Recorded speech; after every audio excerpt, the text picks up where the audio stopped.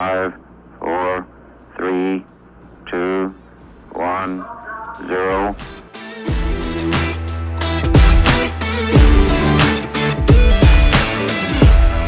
What's up, everybody? Welcome back to another Tiger interview series. This time I have on the line with Tim Jones and Tom Davis from the Pittsburgh area. Tim is our Pittsburgh director. Tom is a coach for him, and I found this to be an interesting conversation. I want these guys to come on board because, one, these guys are with me down on the national team, and we've had some dynamic conversations around recruiting, pitching philosophy, catching philosophy. So I wanted to put this on the record and get it out in front of you guys, because that's one thing that I wish I did early on in my Tigers career was we have so many dynamic conversations with guys because they've had different backgrounds, different experiences, and their philosophies are a little bit different too. And being able to share those philosophies and sharing those ideas is only going to help the organization, not hurt it. I'm a big believer that there's not one way to do something, and I might not agree with that person, but I also will be open to the idea because it could change my mind. So with that said, I want to bring in these two gentlemen, and I want to have a dynamic baseball conversation around player development, catching, hitting, recruiting. So with that said, Tom, hit it off. Give us an elevator pitch of who you are to let everyone know. Thanks, Spiker, for having me on. How are you, Tim? It's like we never talk. My name's Tom Davis. I live here in Pittsburgh. I coach the 18U elite showcase team for Timmy and work with him. It seems like we spend 5 conversations a day on the phone and everything like that. I played professionally in the Red Sox organization, coached collegiately, and I've coached high school and college ball and everything for the last 30 years, and have seen a lot of things. And I'm so happy to be with Rawlings. I like what we're trying to implement and how we're going about doing stuff through developmental things and everything like that. And I just appreciate you having me on. Tim, hit it off. I know we've already done introductions for you, but just do a brief overview, and then let's head into the conversation. Sure. It's always a pleasure being back. Thank you again, Spiker. Tim Jones, regional director here in Pittsburgh, bucking the trend, changing the Pittsburgh region. I've been coaching for almost 20 some years now. I look younger than I am. Don't mind the gray hair here. But we love what we do. We develop players. We've got guys even as high as 18U on the elite team where it's funny. They love it. They're like, you tore me down and built me back up the way I was supposed to be built my whole life. We start at the younger ages to just build people up. We have a lot of unique backgrounds. So trying to change the baseball world here in the Northeast, which is a different beast than down south or the Midwest. And I got an amazing group of coaches with me that are really making a difference in the game. So excited to be here. When you guys get introduced to your team for the first time, and obviously you've had various conversations with players onto the side through tryouts and you're building up a core, what are the first things that you guys try to implement going into a season with, let's just say it's a new team that you just started? What are the big things that you are trying to implement to set the table up for a successful season? I'll go first. For me, I could kind of touch on every single team because they're all brand new, right? And I mean, even today, we just added another player today to our 18U team. The biggest thing for me is I start with the culture first. The biggest thing that a lot of players and a lot of parents are used to is you pay an exorbitant amount of money and there's no development. They expect you to get developed. It never happens.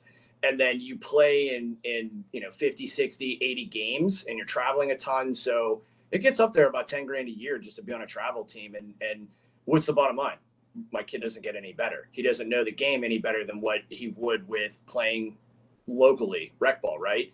So what we try to do is we convey everything under the sun with the culture itself. It's a big aspect. We interview our parents as much as our kids, and we evaluate our parents as much as our kids. Accountability is something that's tough to coach certain players, but we explain to them point blank, we do it for a reason. It's here because we want to make you better, and you have to want it. And we introduce the kids, like, we have fun with them. We have conversations with them individually. We do it as a team. We explain it. We're very good motivators overall. And what's awesome and what's unique, a good example is our player Sam that just joined today. His dad and he were both blown away because they came in the third week of practice of the winter season. We'd already done one in the fall, and we've completed strength and conditioning. So these guys were together a total of 6-7 times before the winter, so like 8 total.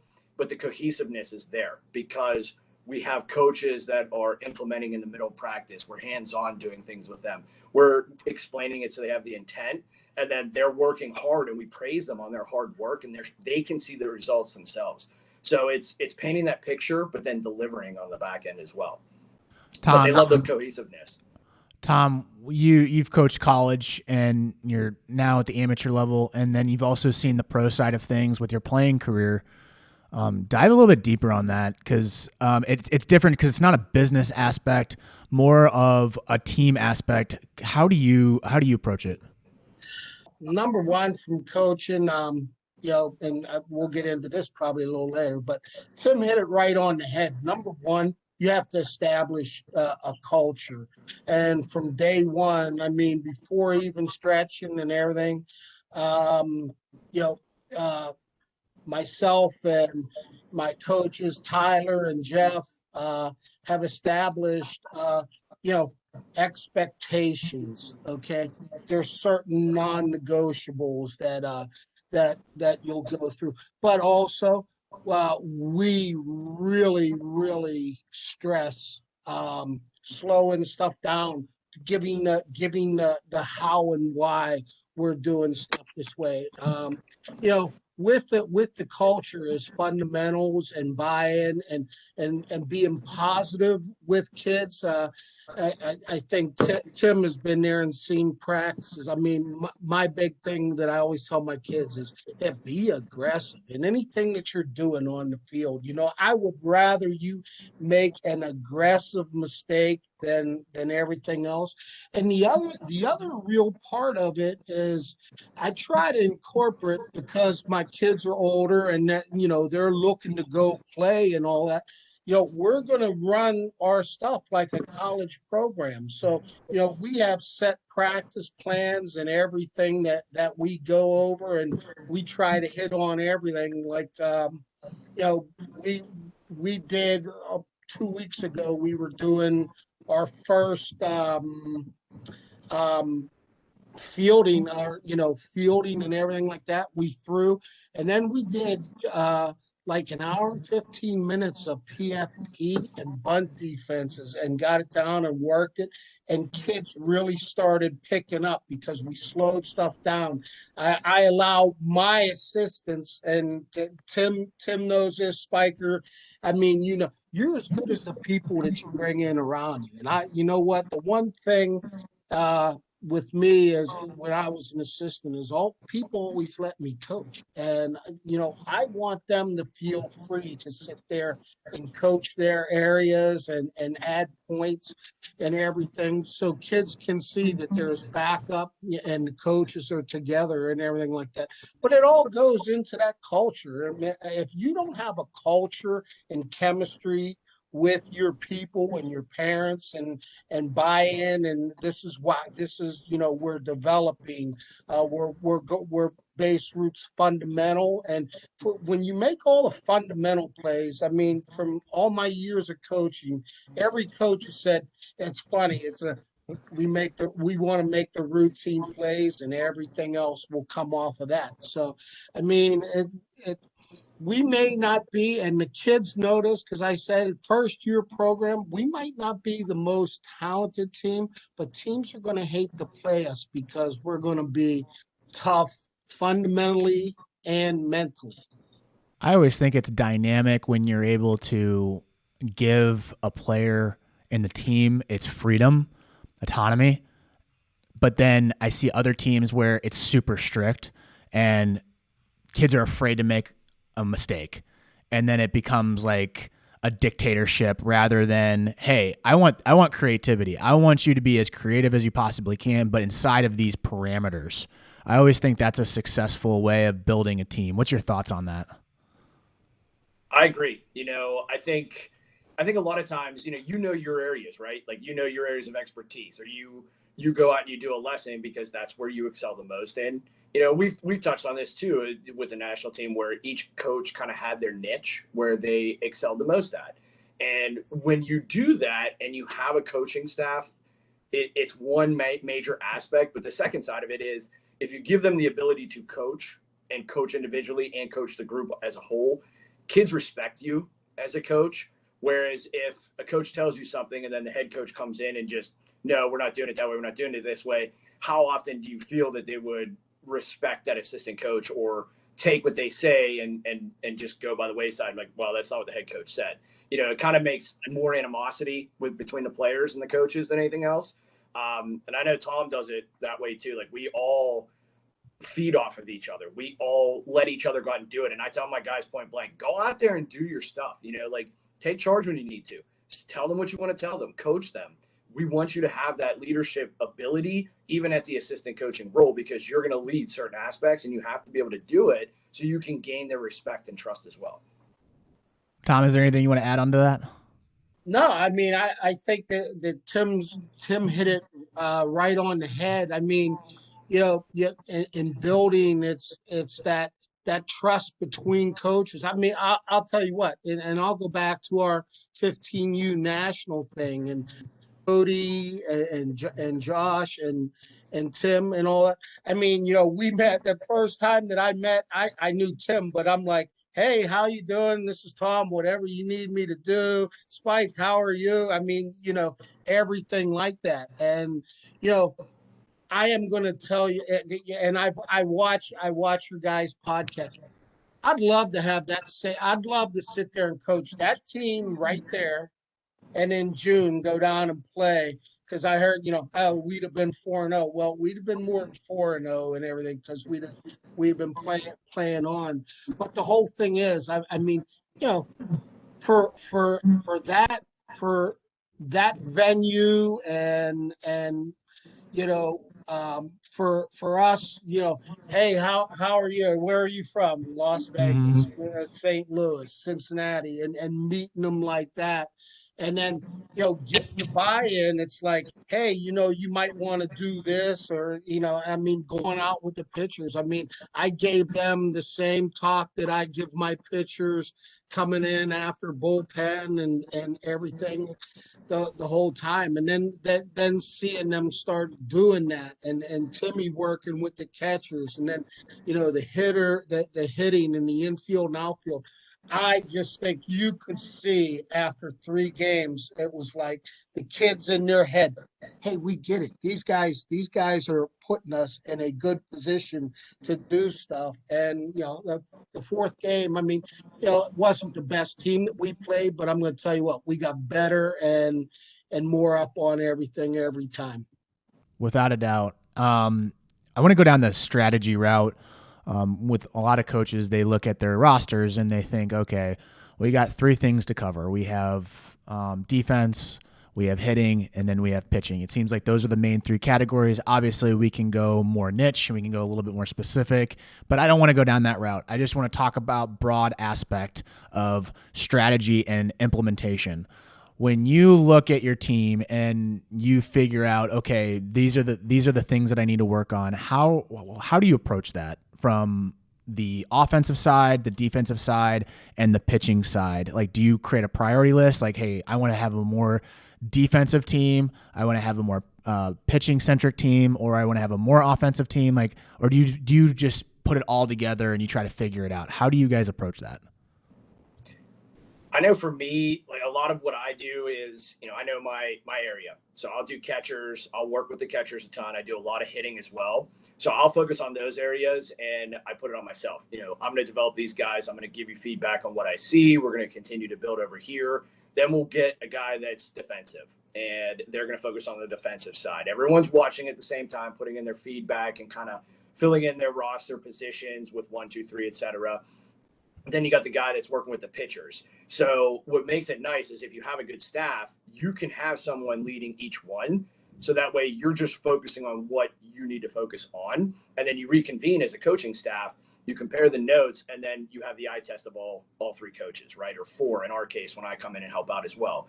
And I think the way that you do that is you take a couple different things happen. You take the weight off of other coaches, especially a head coach who's trying to put everything together at once or just focusing on one thing. And I've seen head coaches focus on one thing, especially in a practice. And it's like, we just did this for an hour. How many kids are really focusing right now or really want to be here right now? They just lost everything you told them over the last 40 minutes, probably, right? So if you segment it and you continue to go through those drills and skills and whatever the case is, every single time that you meet, you're going to improve each time that you do them. And when you have your individual groups, if you do those, you're more successful as a whole team than you would be as if you're trying to implement everything at once. Where on the flip side, if you have a coaching staff that's predominantly all defensive guys, chances are they're going to be a very good defensive team because that's where they excel the most. They might struggle with pitching or hitting or vice versa, whatever the roles are. I think it's very difficult for any coach to kind of tackle them all at once and implement them or just go with the flow and figure out what you got. You have to watch to an extent to see what you have. But if you have a good staff where you can segment what they do well, then those guys can focus on what they need to focus on to get the team as a whole better throughout the whole process. What would be your recommendation for a coach that they have a decent baseball background, not like they love the game, right? And they wanted to coach and give back. But when they're like doing a weekly practice, they have, let's just say hypothetically, it's 2 practices a week. How would you break down those practices? Would you just literally like, all right, we're going to go to the cages and just work on hitting today, or we're going to go to the cages and we're going to bunt today because that's the only thing we can do because we only have a rectangle that's 90 feet long and only 8 feet wide. So all we can do is just hit. How do you approach that? What would be your recommendation? And Tom, jump in on this if you want. My biggest thing that I do, it's kind of similar to how we have our space now, right? Like if we could have your space, we would be in heaven right now, right? Teleportation's coming soon. Elon's going to be making it. So I love it. We're adding space. Like we've gotten so big that we're actually adding more space at our venue now. So we're kind of limited. So we rotate every day. One day's defensive, one day's hitting and bullpens, right? So we can focus on what we need to focus, and we're not drawing the kids' attention spans to do everything under the sun and rush through it. We have to do it with intent. So what I recommend is don't just go in there and swing, right? If you got a player, no matter what age he is, if you got a whole team of 10, 12 kids, if you're just going in there and swinging and that's it, you're just going in there to bunt, it's very difficult. So you got to make sure that you have at least another guy, give specific drills and walk around and reinforce the proper mechanics, the proper behaviors of what you need. So that way you can continue to help them grow, and then do stations, do a station of bunting, do another station of bunting. Then you go into some foundational hitting things. If you got a small space with fielding, split them up. You know, you have 2 coaches, one's going to one corner, one's going to the other. This guy's doing all backhand, this guy's doing glove side, this guy's going right in front, short hops. You just mix it up and force yourself to get better at time management, and don't extend it. You know, if you need to do something extra, circle back at the end of practice if you have time and do it, but don't extend yourself. Make sure that you're going through it. And I think the biggest issue for a lot of coaches is time management, where they get stuck on a topic. Like I've seen guys do rundowns and they don't get it right, and they're doing it for like an hour and a half. And then they're like, man, I didn't get through the other 8 things I have to do. Like, yeah. So is that helpful or is that not helpful? And you've killed your kids in the process by sticking on that for that time. I mean, that's, you know, you look at our practices and, you know, they go an hour and a half, and really, I mean, like my practices that I always do. I mean, people were like, man, I'd love to get 3 hours. I'm like, if you have kids out there for 3 hours, guess what? You have an hour and a half, an hour and 15 minutes that those kids are like, okay. Now, kids today, I think that, you know, they need to sit there and look and see a plan, or you need to give them the plan, see what it's going to go. boom, boom, boom, boom, boom. And you have to stick towards your plan. If you're working something and you're not happy with it, you're going to come back to it and start with that, probably the next time that you're going through that. But I mean, I'm like Tim. I mean, I'm a big situation guy. Every practice, we are going to go over situations. He could tell you. I mean, when we go into hitting and we go into cage, it's usually a situational hitting thing because it's so funny when you talk or when Timmy was saying about big thing right now is reps, reps, reps. Well, no, the big thing is proper reps. You have to do stuff correctly. I mean, I'm a big proponent, and Timmy talks about, if you get 100 proper swings in and everything, and you're doing that correctly, and that's getting in your mind instead of 500 and me having to sit there and constantly stop you because you're rushing and everything else like that. Take time to do things the right way. Do your situations because situations challenge your players. I like that. I like that idea of telling the players what to expect during practice. You see it with Fortune 500 companies, like really good CEOs or even good startup companies. Every meeting is like a 10 to 20 minute meeting. We're not spending 3 hours and just bashing your heads in with information. I'm going to tell you what the game plan is. We're going to execute on that game plan. It's like a military execution. This is what we're going to do. We're not going to be very strict on you doing it a certain way. There's going to be some freedom here, but these are the priorities that we have for this day. And I feel like there's a lot more buy-in from players when they know what the route is and they know that there's a time frame. Okay, I have practice at 8 a.m. and we're going to end at 9:15. And then you honor that 9:15 because then you're going to get more buy-in on the next round for that practice. And you're going to see the guys work a lot harder. When there's no end in sight, as human beings, what do we naturally do? You just lose interest. Yeah, you lose interest. You're like, is this ever going to end? What are we doing? Yeah. I mean, I got a date tonight. I got schoolwork to do. I got all kinds of stuff, man. Like, I want to watch Oprah. Like, come on. We got to get this thing over with. I think you get parents too, Spiker. This is a question for you too. Like, you see your guys in St. Louis, and how many times do you notice coaches, like all the coaches you guys have, because you guys have a ton of teams, coaches that come prepared, what do their teams end up looking like versus coaches that just come in and wing it during a practice? What do you notice on your level there? Because a lot of what we do, we like to mimic what you guys do. I know for me personally, when I see teams that are constantly going through a routine and they have structure, they're pretty good teams and they're very respectable and they stick to it. Kids are just showing up and you're just going through motions and winging it. Those kids aren't focused. They're not focused in a game. So what's your take on that? That's where I think organizations and clubs are very valuable for coaches because it gives them a sense of they start looking at other coaches inside the organization naturally. And they'll also look at the high school program because they know that these guys have serious backgrounds. Like they've been around the block and the young guys been around the block too. So like a 24, 25-year-old coach that is just now starting out, he's more advanced than the volunteer coach because he just went through a grueling career with college and professional. So I feel like when coaches are inside of an organization, they have a better idea and a better concept and they learn a lot faster naturally through observation because they're around like-minded people. Now, there are some independent teams that do have really good teams, really good squads because it stems off of that leadership of the coach because at some point he either A, takes it from his corporate life or he is an entrepreneur or has a serious, well-respected background that he's able to do a correlation and make it into baseball. And he's like, oh, I do this and this, so that makes sense. I'll just do it in here. And it looks really, really well. But then you have other guys that they freak out because they've never had that experience and they're just kind of shooting from the hip and they're like, all right, here's the balls, here's the pads, here's the gloves, and let's see what happens. Now, Do I fault them for that? No, because you only know what you know.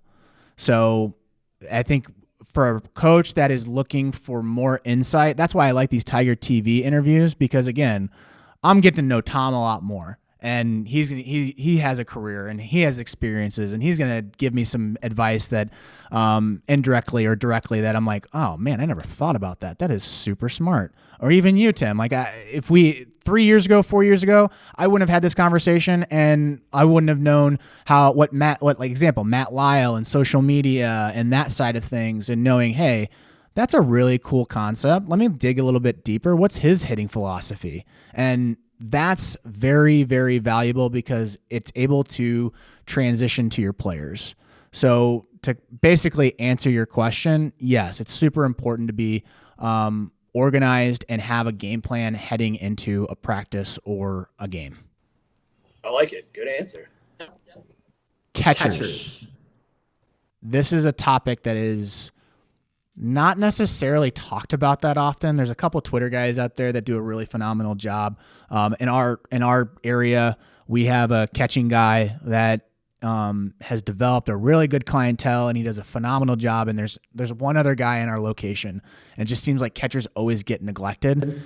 Me personally, I think catchers have gotten worse over the years. And then but there's like a huge disparity. I would say like on average, it hasn't gotten better, but the guys that are talented are getting really, really good. And then you have the rest of the class. So it's like, it's gone more up here, and then everyone has dropped, and there's like no middle ground. There's no happy median. There isn't. I'm seeing more pitchers that are really good. Like the average pitching has just skyrocketed because I think that's the driveline movement. And it's just easier to teach. It's more systematic. It's not as dynamic. Teaching fielding is tough and it's hard. So I think like just defensive wise, the really good guys have gotten really, really good. And then there's no middle ground. How do you approach your catchers on your team, and what are the things that you prioritize? We do it, we kind of do it by age. Obviously, there's different levels where we can amp things up. We try our best to start on a lot more of the mental and intelligent aspects of catching when they hit 13. So that way, when they do get to 15, they're freshmen going into high school, they're ready to go. And kind of pairing with what you said, it's crazy. I don't know how many times I could tell you I've seen two catchers on a team. One kid has the cannon, but the other catcher is the blocker. So it doesn't really matter. you have to pick. They worry about pop time because pop time's easily measurable, right? Blocking's not measurable. No. Even calling games is not measurable. I think it's been a huge disservice for coaches calling the game for catchers and not teaching them how to do it. Like I'm all for coaches calling a game. I think that's very valuable, but just calling the game and not telling them why they chose certain pitches or having those conversations. Like, example, 15U on the national team. I told the catchers, ask questions to Tim. He's calling pitches for a certain reason. Understand why he's calling that. He's got the experience. You've got the athletic ability. Now, what happens if you have the experience and the athletic ability? You own the game. You're the quarterback. You're the Tom Brady now, right?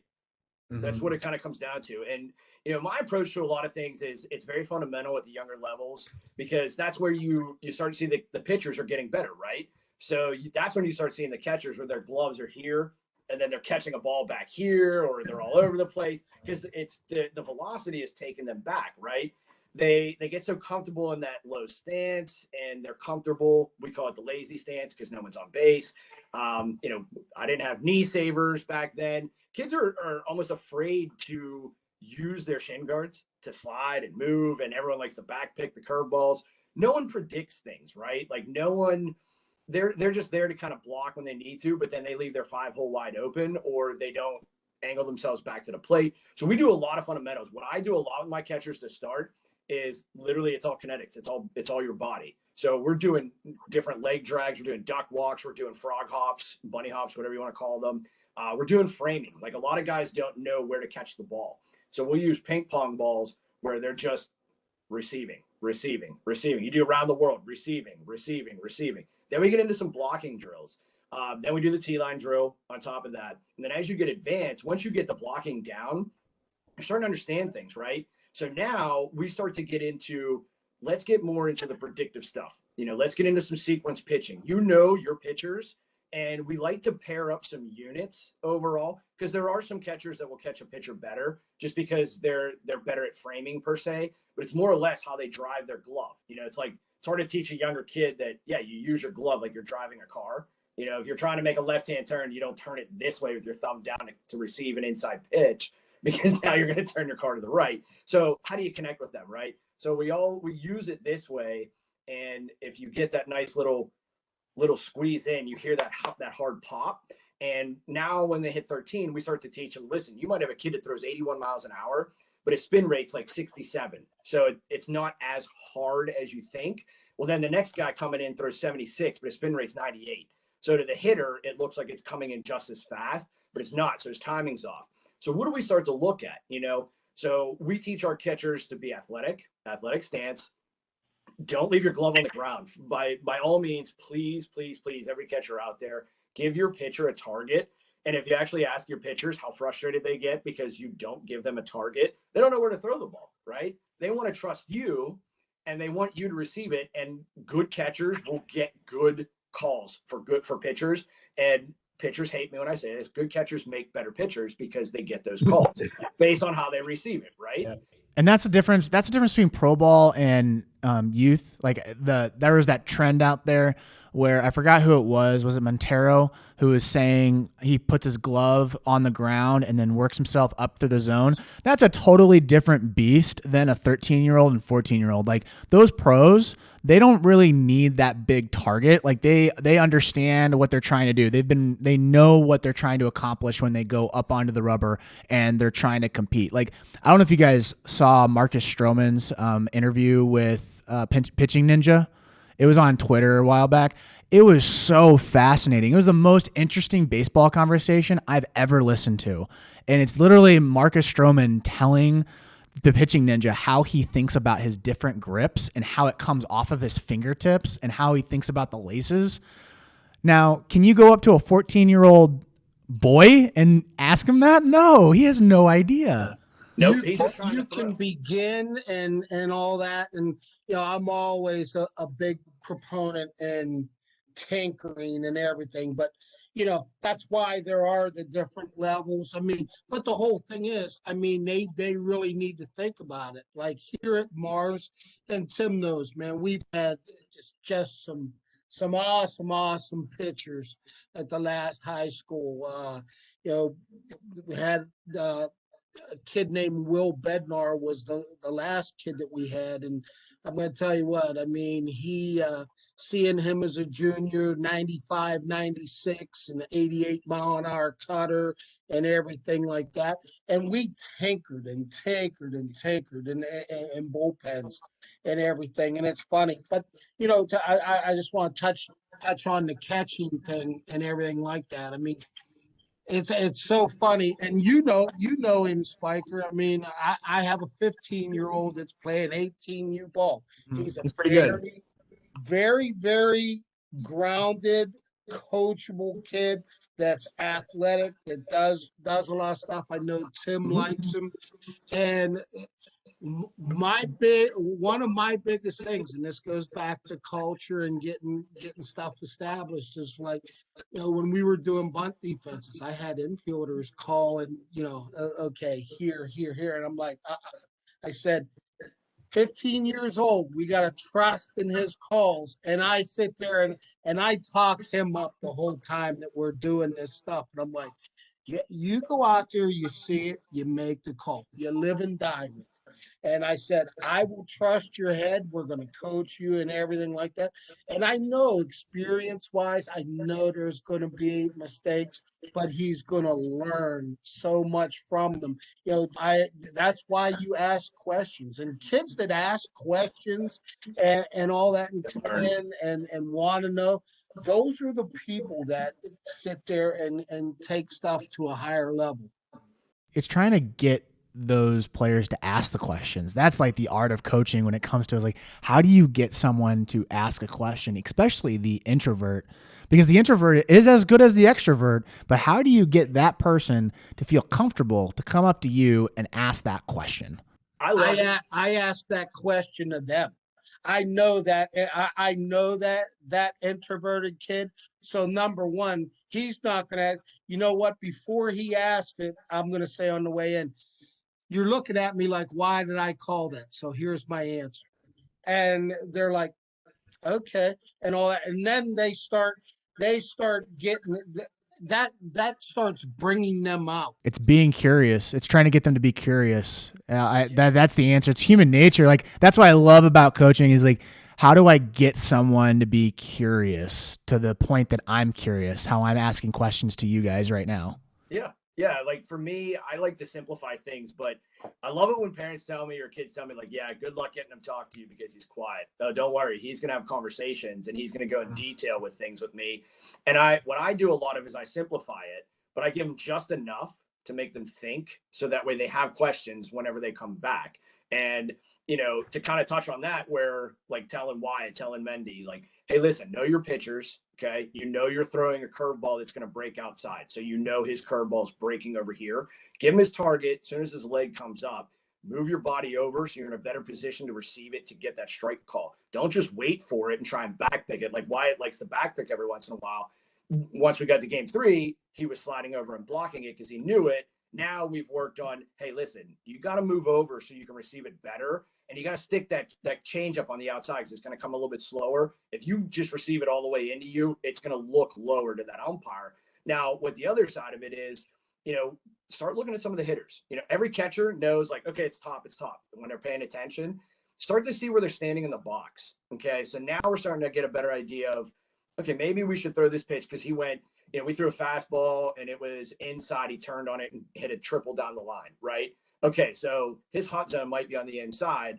What's my pitcher doing? Is he giving a tell with a short stride on a fastball, a longer, higher knee kick, leg kick, and a longer stride because he's trying to slow himself down on a curveball? Is he telling my hitter enough? Now, once they start to get that, and I ask them, like, hey, how many pitches that I call did you call the same way? Where are we at? Give me a percentage. And first time they're usually lying, they're a little bit higher. Then after that, they're like, I was at like 50, 60. Good. Now we have a conversation. So let's start talking about it. What are you seeing there that I can't see here? So now we can have that conversation and put our minds together. 2 minds are greater than one. So now we can start working. As your pitcher struggle a little bit, maybe he has to work backwards. We're going to throw an 0-0 count curveball because he needs to settle in a little bit, right? Now that guy's off balance. Now we can amp it up and go to sequence pitching with intentional shakeoffs. You plant that little seed of doubt. Your goal is to get him off balance, and you're seeing what he's doing. And once you get to that next level, I go a little bit more advanced on signs where I keep it simple on signs. It's really easy to do, but then they can give me a sign back like, hey, he's crowding the plate like crazy. Let's jam him inside or throw a curveball inside.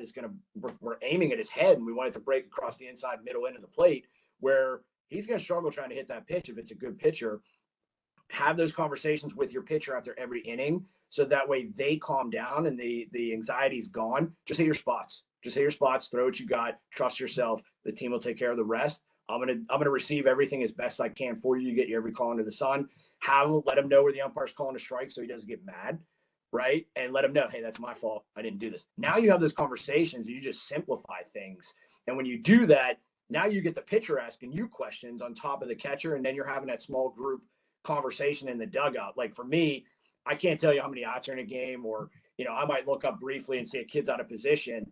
I don't have the chance to focus on that stuff because I do very well there. And our pitchers and catchers excelled down at the perfect game. And I like to work with our catchers to make them smarter. So when they get older, now they're in charge. They know how to control that game. They know what to look for. It's just a lot to look for between hitters, pitchers' tendencies, the umpire zone, making sure that you're comfortable in moving back there. Imagine if I threw you back there, Spiker. How many times have you ever caught a bullpen just to catch one, right? It's very difficult. But if you plant the foundation and you do it step by step and start this conversation throughout a whole season, imagine where that kid's going to be next year or in the fall, right? The other thing is, I mean, number one with your pitcher, and it was like the fourth game that we had. I mean, 12-0, no hitter shot. 85% of our pitches were fastballs. Number one, they did that. Pitchers executed a game plan, pound the zone, work ahead, and you know what? Just changing locations and changing eye level. You didn't have to throw that much. Catchers will have a tendency of, okay, you know what? I'm just throwing this pitch because we threw two fastballs in a row. Yeah, that's the thing. Like, they don't understand the pitch sequence. They don't understand. They think, oh, the pitcher has a curveball, so I'm just going to throw the curveball. His curveball is really good, so I'm just going to keep throwing it, and then we have an arm problem. Instead of let's just establish a fastball, let's continue the fastball, and let's go, and let's roll with it. I think coaches struggle with that too. Someone that's not been in baseball, which again, that's why I love doing these things. Is we got to understand, how do you actually call a game? How do you actually pitch sequence? What are the things that, because 90% of high school pitchers, if they just threw a fastball, they'd get so many outs. Like, yeah, one guy might run into one, but you're still winning ball games. Why do you always throw a curveball with 2 strikes? Like, what's the reasoning for that? There's no reason. Baseball thing, no, but everybody does it, and they love to do it because that's like the status quo, right? My favorite analogy is that I forgot where I heard this, but it was actually in high school, and you guys are going to judge me for this analogy. But rock, paper, scissors, you know that game? So someone came up with the idea is that, why do you always switch up your call on a rock, paper, scissors? Because the probability of that person switching theirs is higher than yours, right? So why don't you just throw down rock? And I was like, oh my gosh, that's brilliant. Why didn't I just do that? Sure. So literally we had I don't know how this happened, but we had a rock, paper, scissors tournament, and all I did was throw down rock, and I ended up going to the championship. It's the same thing with baseball, is that everyone's expecting you to throw a curveball. Everyone's expecting you to throw a changeup. Why don't you just throw a fastball? Like, it's hard to adjust to an inside fastball on an 0-2 count. It's really hard. Or like I said, the other thing, I mean, you know, and people will say, well, you know, I don't want to waste a pitch, but the pitchers learn down there. It's like, okay, let's 0-2, let's change his eye level. Changing his eye level, and that's it. I want to throw a high fastball, so I want to be shoulder to nose, because, you know, hey, if he swings at it, I mean, he has probably a 5% chance of catching up to that pitch, squaring it up, and hitting it hard. Usually, if he hits it, it's going to go, you know, up into the infield as a pop-up. And you get them out. You get them out with throwing the most basic of stuff. And my big thing is learning the changeup, because you want to get the best hitters in the game out. You have a good changeup, and you throw that and mix that in with them, you own them. Yeah, it's a good show. It's a good show pitch. So I mean, if you're able to show something once or twice, that literally sets the table for the rest of the game, and hitters are going to be guessing. I mean, that's a really good point. I want to go back to this catchers thing, because I want to sum it up on a priority list for, if you have a new catcher, what's your priority list? We've talked about pop time. We've talked about blocking. We've talked about game management. We've talked about pitch calling, framing. What's your priority list? What are the things that you're focusing on? You mean as far as developing them, or just developing them? As far as developing them, the first thing that I start with, mobility, hands down. You said mobility? Mobility, I think it's one of the most overlooked things under the sun, because if you're not mobile back there, you can't be back there. So when you mean mobile, like, how do you develop mobility? One, you have to stretch. A lot of catchers don't stretch enough. A lot of catchers end up with, you know, they'll have issues with their hamstrings or quads or glutes, you know, players in general, just in general, you know, like if they have no lateral movement, are they going to be able to slide and block? Are they going to be able to get down and block? You know, I have to see their athletic ability back there first. And if that's the first case, we're just going to do that. We're not even going to receive yet. Secondly, we go into receiving. Then we go into blocking as well. If you can't receive, there's no point in trying to block, because you're not ready to go back there yet. So you gotta go by steps. Now, once you get that, and you get that going and you're working on it routinely, we're going to start working on, okay, well, how do we move the glove? How do we receive better to frame a little bit better? And we work through the foundations of that. So, I'm a little bit different where you can tell me that you're a catcher. You can tell me you play 3 positions, but if you're not mobile back there and you don't have any flexibility and you're not able to get down and block, or if you leave your non-glove hand exposed all the time, I've seen kids break their arms by doing that. I can't trust putting you back there if you're always letting balls get behind you, right? So you have to have someone good. I've seen a lot of programs, especially at the rec level, they have a short backstop and it's like, whoever's left on the bench, we're just going to put back there. So mobility, receiving, blocking, then we start to go and amp it up to more advanced stuff. Gotcha. I'm gonna. I like your answer, and I'm just gonna say, and looking to start and work with a catcher, toughness and competitiveness, and because number one, if they're not that, they're not going to last back there to get to anything anyhow. So, I mean, you take that tough, that hard kid and put them back there and build them up and coach them like Tim said. And you teach that mobility, and when you have that, you're not afraid of that mobility. You're not afraid of anything else, and it makes it that much harder. And you can usually tell who's a tough catcher and who's not. And That's a very strong point, Tom, on competitiveness. I had a player the other night, and I love putting players in uncomfortable situations that are in general mainstream viewed as out of the ordinary. And like, why would we even do that? I love doing that because it puts them in this guy's freaking crazy. So we have a heavy bat that I literally made it a +10, +20, and it's all end loaded. So you have to literally guide somebody through that to actually swing it, or you're going to have a lot of mechanical flaws. And I first gave it to him, and he's like, "Are you serious?" I'm like, "Yeah." And I'm going to go and we're going to do BP. And I guided him through, this is how you do it. This is how you handle the bat. This is what we're going to do. This is how your body needs to move. And we're going to slowly build you into this. And the reason I did it was I threw as hard as I normally do with his normal bat, and I wanted to see how he would react to it and try to teach the competitiveness side of it. I could care less what the mechanics looked like in general, just to make sure that he's handling the bat correctly. That was my main goal. But more importantly is, can you compete with me? Can you get into the box in a very uncomfortable situation and then figure out a way to beat me? Don't let that bat beat you.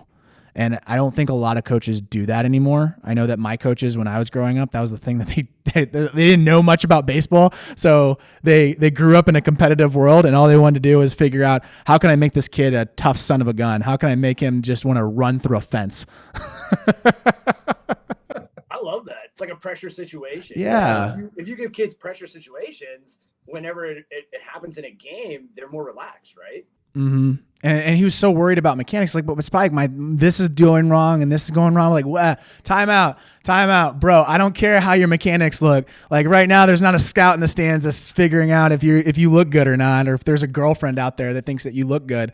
It's just me and your dad, and we're just figuring out if you can beat me. I love that. That's awesome. Which heads me into this topic of hitting philosophies.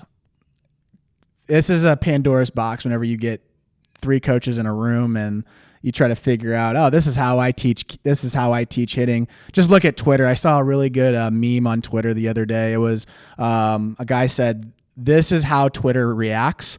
And then it was a video of 2 dogs between 2 fences just barking at each other as aggressively as they can.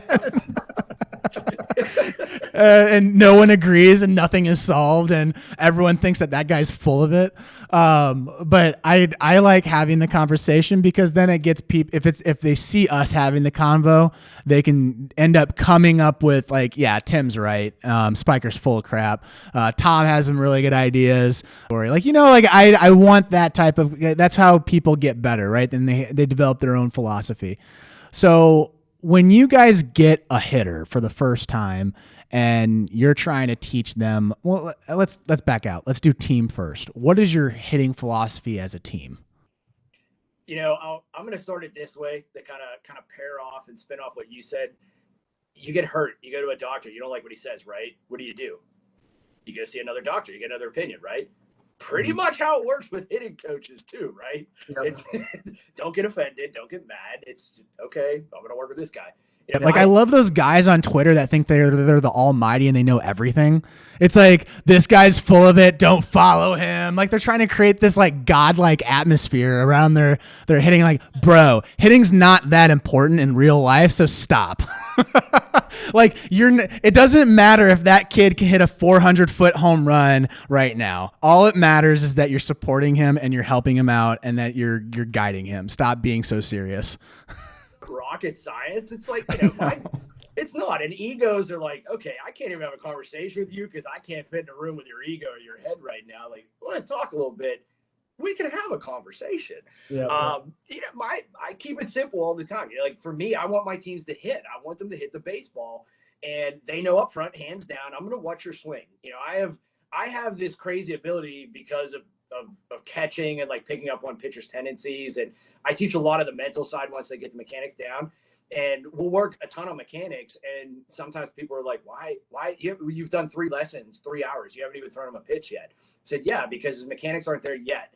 And then we'll go to pitching and it's like, okay, well, why aren't they hitting the ball? Well, you can have the best mechanics in the world, but if your timing's off, it's irrelevant. It doesn't matter, right? Timing's so important. Like, that's like the number one thing you have to be good at. I always point to the guy from LSU. He played when I played. I forgot his name, but he was leading the nation in batting average. And I was like, who's this dude? Like, he is just on a tear. And I looked it up on YouTube, and his mechanics were god awful.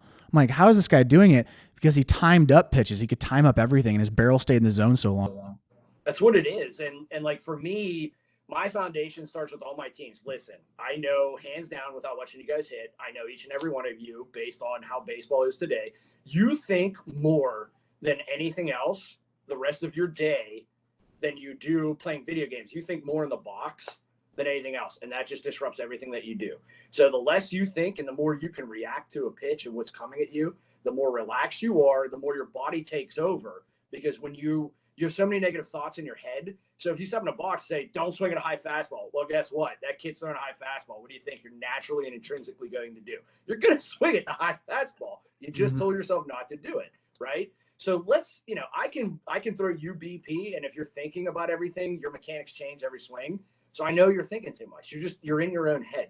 We have to relax. We have to calm down, deep breath, get a good routine, and just react. So we want to teach our kids to just beat the crap out of the baseball, drive the baseball. If it's a 2-strike approach, line up a little bit, get a little bit lower. You're not trying to hit a home run. We just want you to put the ball in play. Okay. Just put autonomy, man. It's autonomy. It's freedom.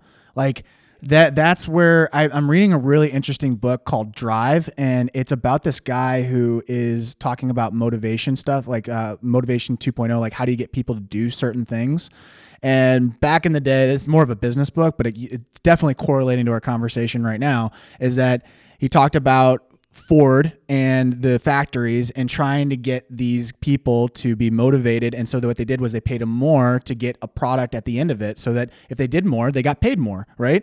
But then as you start getting into creative and there's more dynamic atmospheres and it's more of a wicked environment, that type of motivation is like a reward system is not good. So then when you have something, it's called motivation 3.0, is that I got to give them freedom to be able to execute a plan. I view mechanics as that factory floor.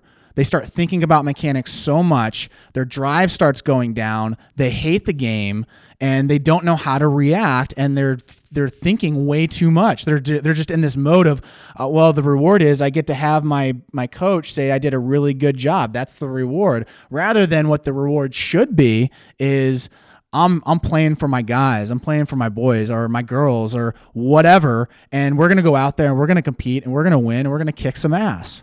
Like that is freedom. That is autonomy. That's not management. That's not putting you in a box. Like, it has to look this certain way. If you don't do it this certain way, then you can't play the game. It's not that. Like you have to be able to time up pitches. That's the main priority. And then after that, you can get into a little bit of the mechanics because it enhances it. Tom, I'm talking way too much. I haven't heard from you yet. What's your thoughts on this? I was letting you guys go, and I'll jump in. But I'm going to tell you what. I mean, you guys touched on it. I mean, going through Twitter and believe me, I mean, social media. God bless it. And I very rarely will ever try to jump in, and the people will be like, okay, now, analyze it, but please give me some out. Nope, I'm not going to touch it, because then there's going to be 1,000 people that are going to jump on and tell you this way, that way, and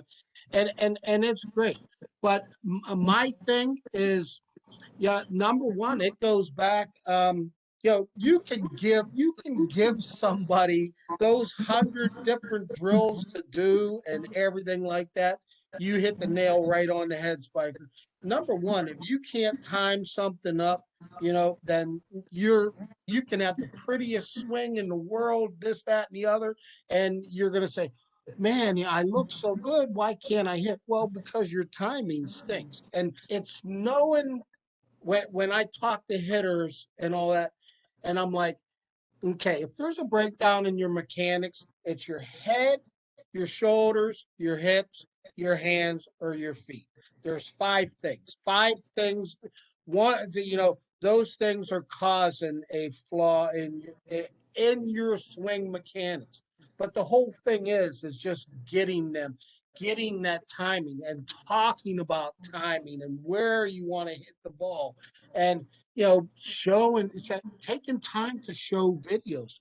Look at where these people were hitting the ball, and look at how it is. And so many people think that they know about hitting, and they get on there, and I just see drill after drill and drill. The feeds are filled with drills, and they're not having these conversations where what actually is a better result? What actually works? What moves the needle? Are you just trying to grab eyeballs because you just put up a drill that no one really wants to try and it's freaking hard to execute, or are you trying to actually help people?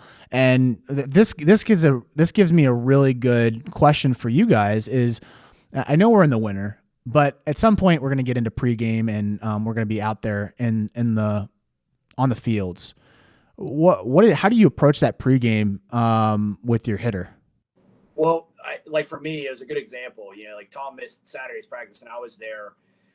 When you're working with different hitters and you have conversations, and if you have active learning where you force them to have conversations with you, right? It's a lot of feel. What do you feel? And now they're starting to understand, like, oh, I feel my backside collapse. I'm feeling my shoulders opening up and I'm pulling the ball.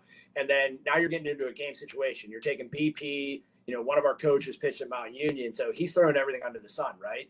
And everyone's looking at his arm slot. They're trying to figure out what he's doing with his arm slot, and he has somewhat of a similar arm slot. So they couldn't pick up the difference between his curveball and his fastball, and they were struggling at the plate. And I go, guys, I've watched 4 pitches. I can tell you when he's throwing what.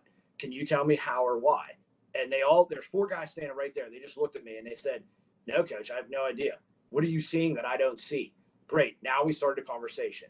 Look at his leg. Tell me what he's doing with his leg. Took one kid. He looked at it. He goes, oh, I understand. He has a short leg kick and a real short stride when he's throwing a fastball. Now, okay, good. Now you're understanding it. Okay, so him, even at the college level, what does he do on a curveball?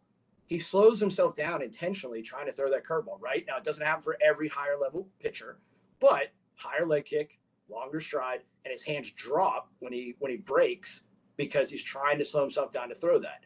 So now, okay, start there. You see what he's throwing. Now our routine going through in the batter's box after that, we were just crushing the baseball, because now we weren't anticipating what was coming and guessing.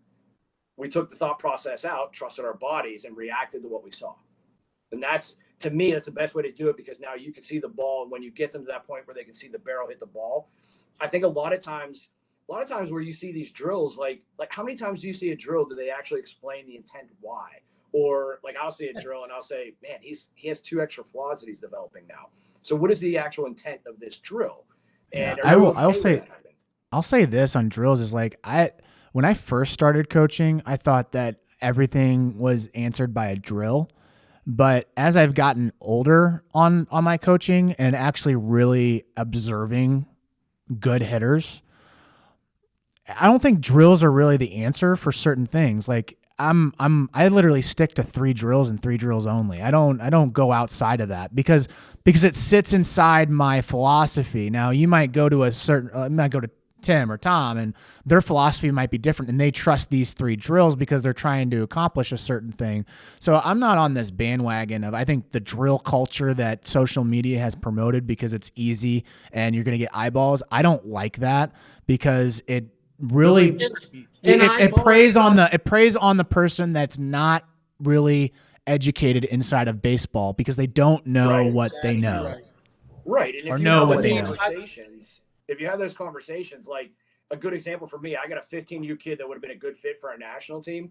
He's a great hitter. He struggled on the outside because he was always afraid that he wouldn't hit the ball on the outside. Well, mechanically off the tee, he's excelled. He's at like 80, 85% now, and we use the percentages.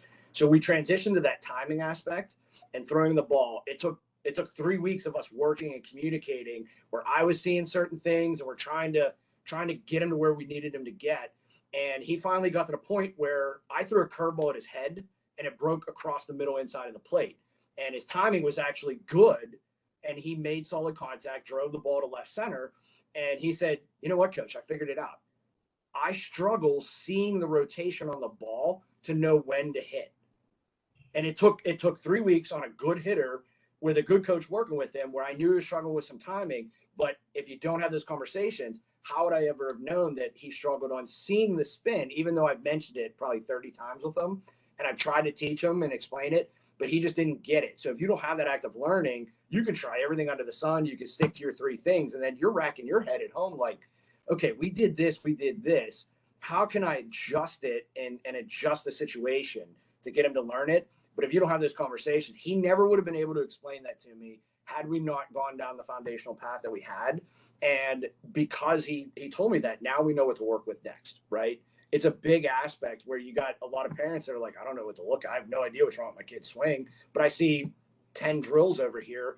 Like Matt Lau, good example. He has 100 different swing fixes. And I'm like, I don't need 100.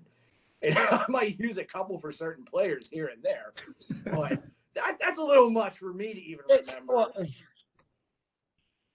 Yeah, he's different. And, I'm just real easy and simple. Everything is about long ball now and everything. And I always tell my teams, and Tim can tell you, man, my teams work on situational hitting, knowing how to do stuff. Number one, I always say, don't want to lead. I don't want our team leading the league in home runs. May happen, but I want to lead the league in RBIs because my kids can drive runs in. They know situations, and they square balls up and they drive balls in. I can't tell you how many times in probably the past 10 years when you get 2, 3, and 4 coming up, or 3, 4, and 5, and there's bases loaded and all that, and these guys don't score or score 1 run. To where if because number one, okay, we hit an infield fly, getting out, and the other thing is they won't go the other way with an outside pitch and just put the ball on the ground or strike out. But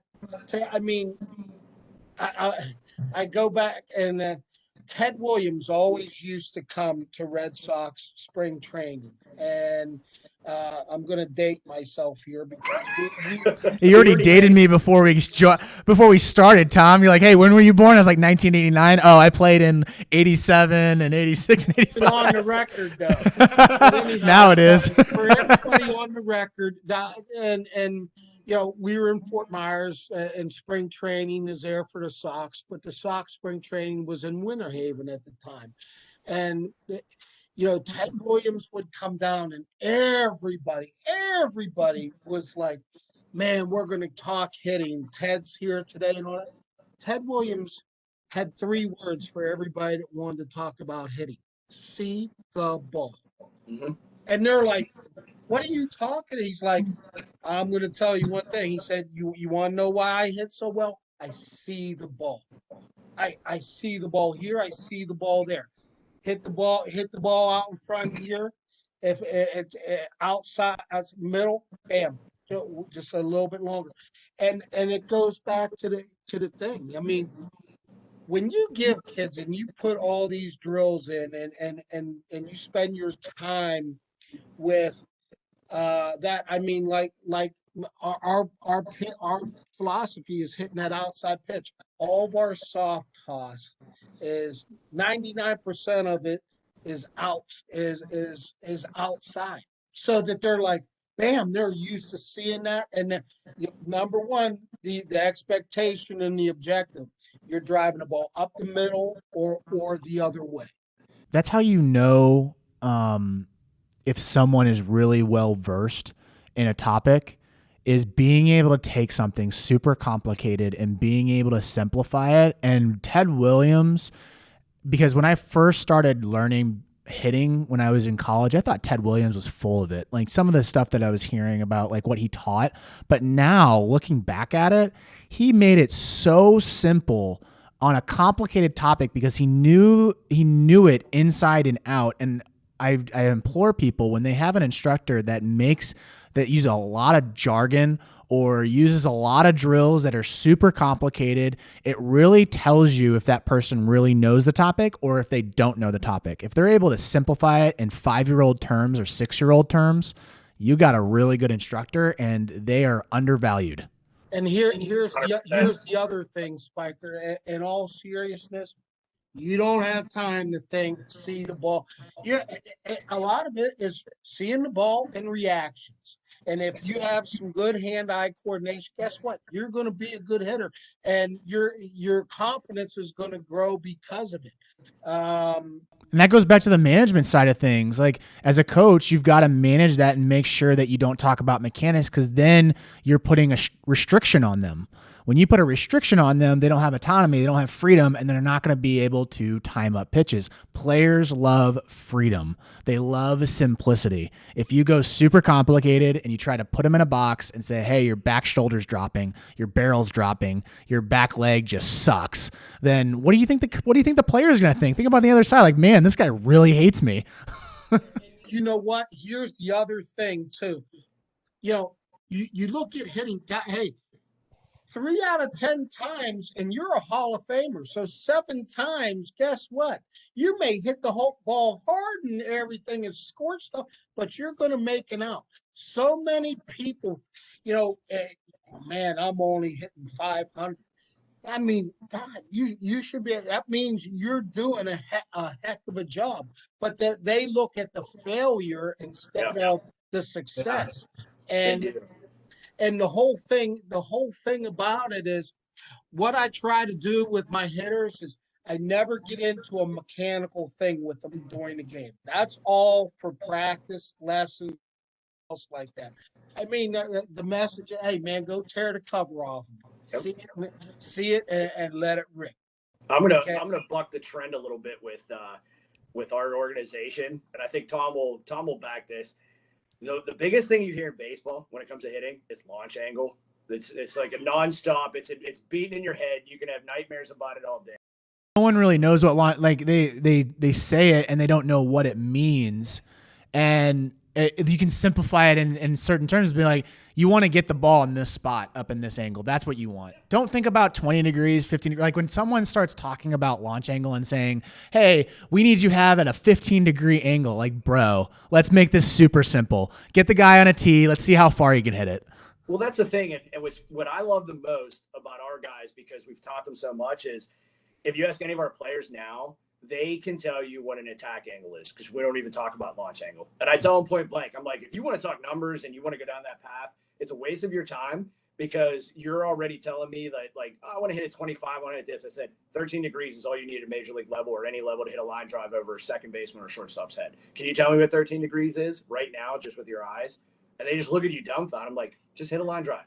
Just hit a line drive. Go out there and do it. If you have a good attack angle and you see the ball, you see the barrel hit the ball, Now you're good. And when you start seeing the barrel hit the ball, guess what? When I call on you to do a hit and run because guys are pinching the middle, you can lay that ball down on the right side, and you know how to do it because you have a good attack angle. You know how to hit the ball. You know how to see the ball. And our guys understand it like, yeah, what's launch angle? Well, we have to have a good attack angle because if we don't have a good attack angle, then we're never going to hit the ball. So we've touched on that more than launch angle. And I've had so many parents ask me about it, and now everyone understands what the heck an attack angle is. And launch angle is just, that's the result of it. That's it. That's all it is. It's just a result. That's it. Yeah, and I want to implore people that don't think that we're saying if players start asking you about data, maybe you guys are different on this, but I think you have to explain it. Don't like shoo them off and be like, don't worry about it. I do think that you have to explain that and say, what does 13 degrees look like, and go through it and not being, oh, it's a line drive, now go away. No, you have to explain it. They do, because that's like the status quo now, and that's the hot topic. Yeah. And they always ask like, oh, I want to know my kid's exit velo. And I'm like, okay, well, how about, let me explain your exit velo, but let me tie in torque. So if I tie in torque, you can have a really fast bat and have great exit velo. But if you're not swinging with your body, I'll take a kid that has slower exit velo, but a lot more torque, because he's going to hit the ball a lot harder. And they're like, oh, well, what is torque? Now we open up another conversation. That's just your hip rotation, get through and just drop. Curiosity, man. You got to build that curiosity. Like, you want them to ask as many questions as they possibly can. Not to a point where it's like an annoying question, like it's like a 2-year-old asking a bunch of questions. You want it more at like the 6-year-old, 7-year-old curiosity. So I really do like that. I like that a lot. Tom, we have not talked about recruiting, and we are now heading into the almost 90-minute mark here. I think it'd be I think it'd be a good idea to hop on another one, because again, we're gonna approach the 2-hour mark real quick. Like, it's gonna be super fast, and I do want to hear your thoughts on recruiting, because again, you're on the East Coast, I'm in the Midwest. I talked to Josh in the West Coast on his recruiting philosophies and his thoughts. I think it is dynamic when you do live in certain areas. I know that there's some foundational things that need to be in play, but I know for our organization, I want everything out in the open so that people know what is right, and they can make their own judgments on recruiting. So let's stop here at this point. We'll go into recruiting next round. I know that conversation, I have no idea where it could end up. It could be 30 minutes, it could be 90 minutes, who knows, with the three of us. So I want some recaps from today's conversation, what your big takeaways from this, and then I'll close it out. So Tim, go ahead and hit it off with your recap. Best recap, you got to be a teacher overall, and if you're going to be a director, or if you want to be a good coach, surround yourself with people that know the game. Don't shy away from, and don't be afraid of adding in a new school flair with old school wisdom at the same time, right? Tom's kind of like a dad, and not many kids listen to their dads anyway, but don't be afraid to take ideas and look at things, and don't be afraid to ask questions, but learn as much as you can from other guys, because there's a lot of things that other people do that are awesome, and you can implement yourself, and you can even say like, okay, yeah, that's a good idea. Here's what I add to it. Now maybe they learn something too. But teach your guys, and don't overwhelm them. Don't be that guy that throws massive drills and a million things to confuse your players, because now you're forcing them to think a ton, right? Simplify things, get the curiosity going, and have a foundation where you're building up. And my philosophy is 70% before we go to the next round. I want you to understand it and feel it and go, whether it's hitting, whether it's catching, whether it's calling pitches. Don't do something too advanced to a player that's not ready yet. Build him up before they get there. Tom. Number one, and it's number one breakdown of everything in the world. And communication. You have to be able to communicate with your players, with your coaches, with your parents, and building that culture, and letting them see. And basically the other thing, like I said, baseball is a simple game. It really is that, you learn how to do stuff, fundamentally sound and everything like that. And I just think that so many things aren't fundamental anymore, and you know that it's okay, we want to go this way and try to do this, that, and the other. Stick to building your fundamentals. They've been there the whole time. They're never going to change. I mean, you know, you you field the ball well, you throw the ball well, you hit the ball well. And when you do all those things, guess what? You're winning games. And when you can mix that in with all your kids liking each other and playing for each other and playing as a team, I mean, you're building the right culture in that way. I think one thing to pair off of that, and more so for the Tigers as a whole, you know, our image, our brand, and everything, it's starting to get out there more and more. There's a lot of guys that are interested, no matter what part of the country you're in, right? Don't shy away. If you take the Tigers culture and you add your spice to it, if you will, the culture is the number one foundation. If you build a culture, it will be like Field of Dreams. People will come, players will come, because everything in today's world is culture, right? No matter what area you look in, what venue you're looking in, whatever the topic is, there's always a culture behind it. And if you have a strong culture with your coaching staff, with your director, with your parents, they'll buy into it. And now they're telling other people about it. And then the kids will see it. Now they want to be part of that culture, right? So it's self-awareness of the culture that you're in now versus what you can be part of. And if you have that culture, it sells itself basically. But you just have to maintain that culture. You know, don't step outside too much. Don't leave yourself too flaccid. Stick to that culture, and you'll be able to do whatever you put your mind to. It's a networking effect, right? I love network effects. When you have that, it becomes very dynamic and you have more minds and more thoughts. That's why I love this Tiger interview series. That's why I love doing the podcast, because I'm getting thoughts that I've never had during my career or during the time that I was just literally focused in on my team and what we're doing here in St. Louis. I think getting the regional program up and started, it's helped our location out a ton. And I can see it starting to build in the other locations as well as we're doing this interview series and talking to you guys. And obviously the national team was a huge step for the organization. So I think from a networking effect, it's been awesome. So I really appreciate your guys' time. I know it's very valuable. So thank you for jumping in on this interview series. I want to do another one on recruiting. We'll try to schedule that up for the audience so that they'll be able to hear the thoughts and ideas. But thanks again, guys, for coming on. Thanks for having us. Thanks for having us.